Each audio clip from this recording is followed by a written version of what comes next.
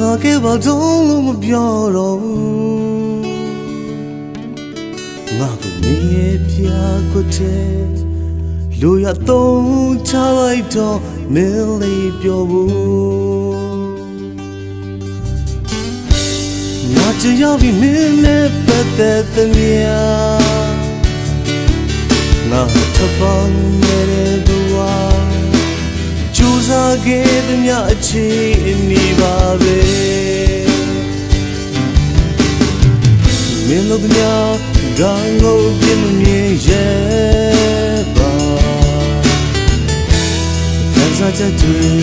မင်းဒီနိုင်မလား